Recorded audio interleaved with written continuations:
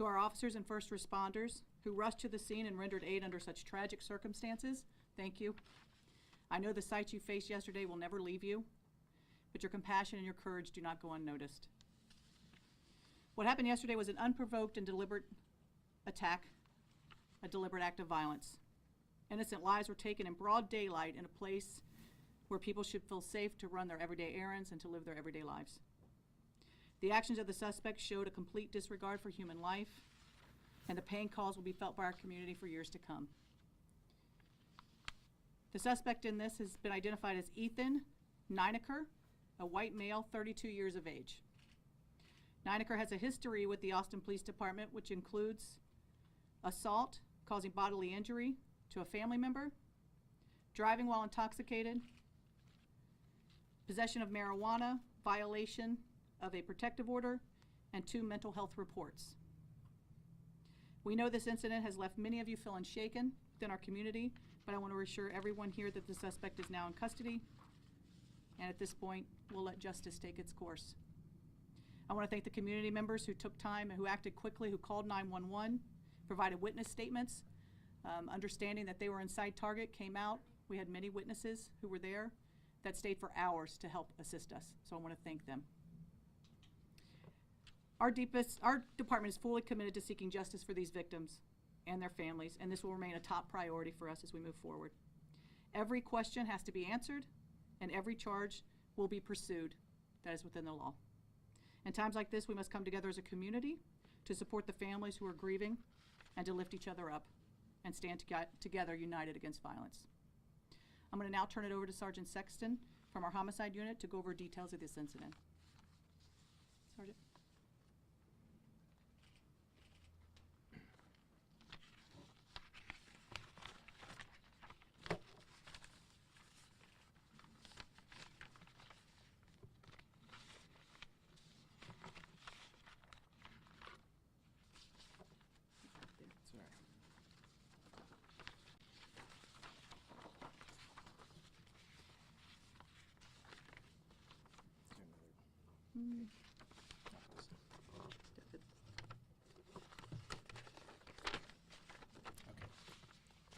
Sorry, thank you, Chief Davis. My name is Nathan Sexton. I'm one of the 2 homicide sergeants. Yesterday on Monday, August 11th, at approximately 2:15 p.m., officers responded to multiple calls of 911 shooting at the Target at 8601 Research Boulevard. When officers arrived, they found Target employee Hector Martinez Machuca suffering from gunshot wounds. He was transported to the hospital where he was later pronounced deceased. Nearby, officers located Adam Chow, his wife, and their 4-year-old granddaughter. Mr. Chow and the child had been fatally shot, and Mr. Chow's wife had sustained minor injuries. Our investigation showed that the suspect, Ethan Nineker, first shot Mr. Martinez Machuca as he was collecting carts in the parking lot. He then approached Chow's family vehicle, shooting and killing Mr. Chow and the 4-year-old before assaulting Mrs. Chow and stealing their gray Toyota 4Runner. Over the next hour, Nineker committed multiple crimes, including attempting to steal a water truck, causing multiple crashes, assaulting another female driver, and stealing her Volkswagen. He also attempted to break into a Waymo vehicle, vandalized the home of an acquaintance, and was later seen naked in a residential backyard. Officers ultimately located him walking on Montclair Street. After refusing commands, he was tased and taken into custody at 3:06 p.m. As for the charges, Nineker has been charged with 2 counts of capital murder for the deaths of Adam Chow and the 4-year-old juvenile victim, as well as the first-degree felony murder of Hector Martinez Machuca. Additional charges are pending related to assaults, vehicle thefts, and property damage. This case is being investigated as Austin's 39th, 40th, and 41st homicide of 2025. We are asking for anyone who has additional information. We know there are many people out there who may have recorded this, taken photos, any digital evidence. Right behind here, Chief, sorry. There's a QR code. We're asking anyone that has witness accounts, video footage, please contact APD at 512-974-TIPS. You may also submit the tips anonymously to the Capital Area Crime Stoppers or crimestoppers.org, or by calling 512-472-8477, or by using the QR code here displayed. Raise your hand for questions. Okay, we'll start with Betty, then go to Kelsey. Do Do you know how he got the weapons he used, or if he had a license for those weapons? I don't know about the license. The firearm was acquired through family. Councilman Angela? Can you explain, I know you said he started off in Research Boulevard and Target, and then he made his way carjacking multiple people and ended up in South Austin. How were you guys able to track him properly and get a hold of him in the neighborhood? Initially, we weren't. Like, we weren't sure that it was the same person. There were no other shots fired after the initial Target incident, as far as we know. But from there, we were able to find surveillance video at multiple scenes. He was wearing the same floral Hawaiian shirt at all of these I scenes. can answer a little bit of this too, Nate. Sure. I think it's also important to recognize, as these events were unfolding, people were calling 911. We also had our air support in the air who was able to find the car and follow the car at that point. Was any flock safety cameras used at all? We no longer have flock safety cameras. Let's go to Angela, and then we'll go to the camera over here. Did the suspect, give any reason as to why he did this, why he targeted Nathan? He said that he was Jesus, and there was really no reason whatsoever given. It was a completely random choosing of the victims. Camera here. Gosh, so I guess going off of that, what's the basis that the department says the suspect has a history of mental illness? I know that was a phrase that was used yesterday, that he has a history of mental illness. What was kind of the thing that was based on that, and if you could tell us more about that history? I think looking at his record and APD's involvement with him, I don't want to get into specifics at this point because we are talking about medical. But again, I can say that as far as the victims he chose, those were random, but this man had some serious issues. And I think about the systems that failed. In a way, as we move forward, we're looking at this background, and again, this is going to be things that are going to be coming up in the months and the years ahead. There were some serious failures here on behalf of, many when you're looking at potentially some mental illness there. Somebody you read it up here. I'm just wondering if there were any recent welfare checks, and also I had heard Senator Eckhart say today that he was found naked and holding a Bible, and wondered if you could comment on that. That is when officers approached him, and he was tased at that point and taken into custody. And then any recent welfare checks? I don't recall any that I saw. Here, and then Adrian. Can you confirm if he was employed before this incident, and if there was anybody that was concerned about his behavior prior to this? I talked to somebody that knew him that said that he was acting kind of out of the normal before this. Nathan, did you want to answer that? Unknown. Nothing? Yeah. Now, the people are very scared of these type of incidents. What are doing for preventing these type of things when the people are going crazy with a gun? Well, I think, you have to look at this, and we've got someone with some serious mental health issues, and where are we able to take them? What help are they getting when you're dealing with someone with these issues? Where does someone with this capacity to do this get a weapon, and when does a family member feel comfortable giving someone with these issues a weapon? Go to Mario, and then we'll head back over here. With the criminal history that he has, a lot of people are asking how was he wandering in the street, like how he wasn't part of the criminal justice, why was he free? Yeah, I think looking at his record, I don't think we had any incidents with him. I think 2024 was the last contact we had, and that was him calling for some found property that he was turning over to us.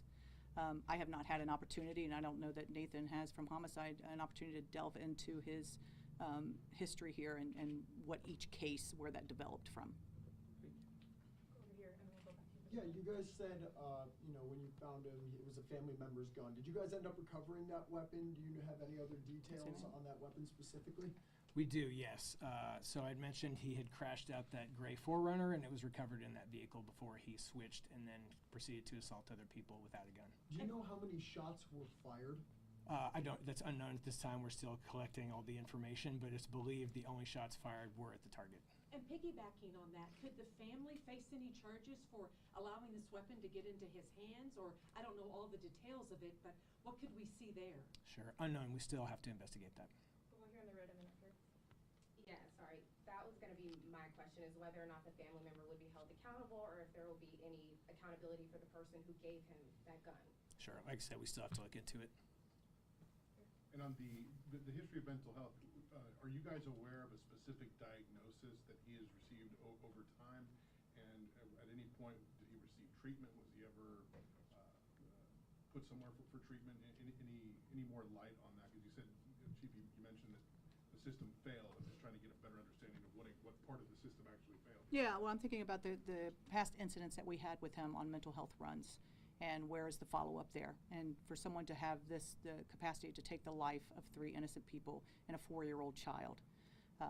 As we move forward and are looking more into this, it will be interesting to kind of peel that back and see where those failures took place. But is there a specific diagnosis? There is not that I'm aware of, no. We'll go to Kelsey, then in the green, and Eva down Can you here. tell us what kind of gun he had on him? You know the gun? I don't remember the exact type. It was a handgun pistol. Status of the people who were carjacked, like injured or their cars, what can you tell us about that? Assault with injury, so like the driver of the water truck was assaulted. He's okay, it was relatively minor injury. Obviously trauma, like someone jumps in your vehicle. I think there's probably going to be more lasting injury from that. And the Volkswagen? Same thing, assaulted physically, but and thrown from the vehicle as well. Take a few more, let's go to Eva, then do we have a question in the back here? And then we'll go back over here. There was recently a bill passed through the legislature banning red flag enforcement of guns, you know, basically keeping an anti-red flag ban is what it was. And I know that that hasn't gone into effect yet, but I'm curious if this has you concerned about, you know, Austin's ability to keep guns away from people who maybe shouldn't have them. Well, I think I need to learn more about this instance, right? And was this gun handed to him? How was this given before I make any type of statement like that? Do you know if he was on any drugs at the time? And then Do you want to talk about that? Sure. The press release mentioned something about him throwing a brick in someone's window from his Bible study. Do you know more about how that was called in and more about the Bible study connection there? Sure, we're still looking into the drug portion of it. He could have been under the influence of narcotics. It might not necessarily be all attributed to mental illness, so we're still investigating all of that. The brick through the window was called in by somebody he had known who had claimed to have had Bible study with him in the past. So he recognized him and just called, you know, his window being vandalized, and then he left that scene and proceeded to move on. We'll do here, Betty, and then finish here.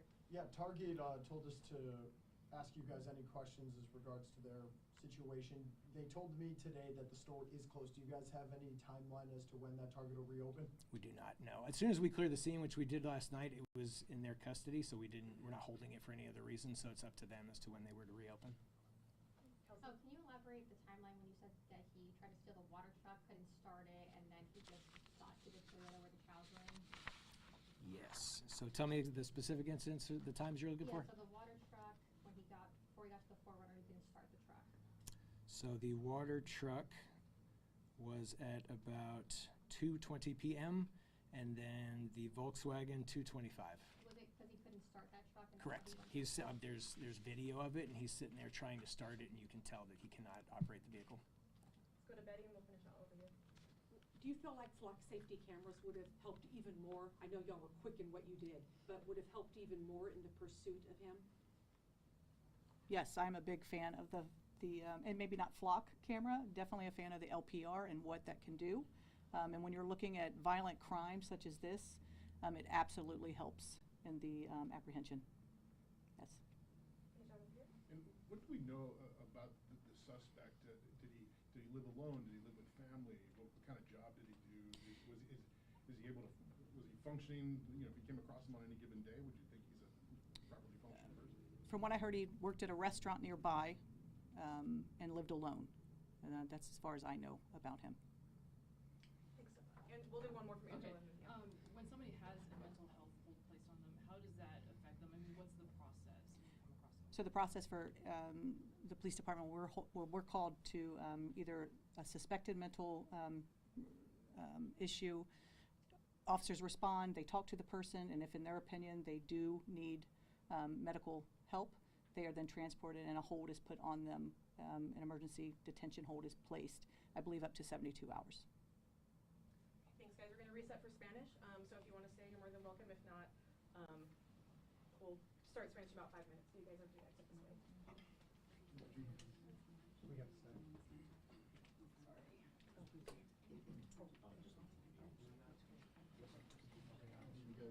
actually,